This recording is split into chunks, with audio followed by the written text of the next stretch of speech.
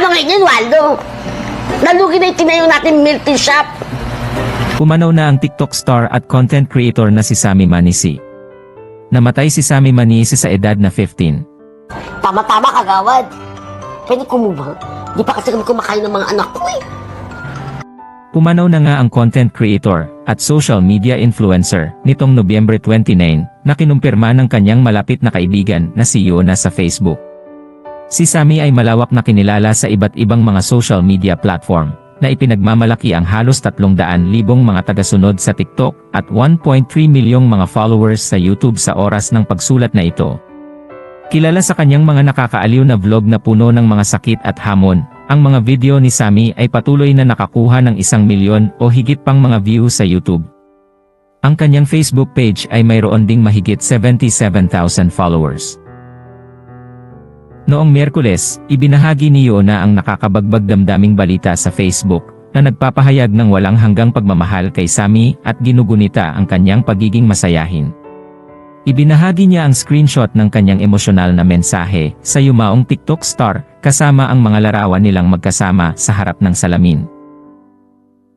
Nagpatuloy si Yona sa isang taos-pusong mensahe na nagpapahayag ng kanyang malalim na pagmamahal kay Sammy at nagpupumilit na tanggapin ang kanyang biglaang pagpanaw.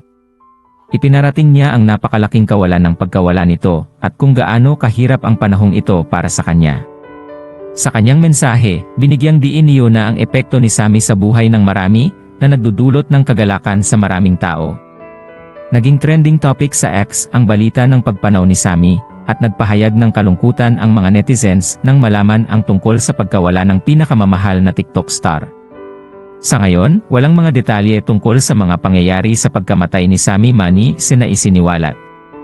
Ang online na komunidad ay nagdadalamhati sa pagkawala ng isang masiglang social media influencer, at ang mga detalyeng nakapaligid sa kanyang pagpanaw ay nananatiling hinihintay.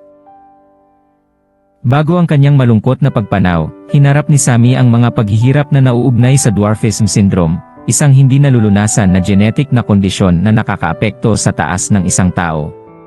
Ang syndrome na ito, na nagmumula sa mga genetic na abnormalidad, ay humahantong sa mas maikling tangkad at iba't ibang mga medical na hamon.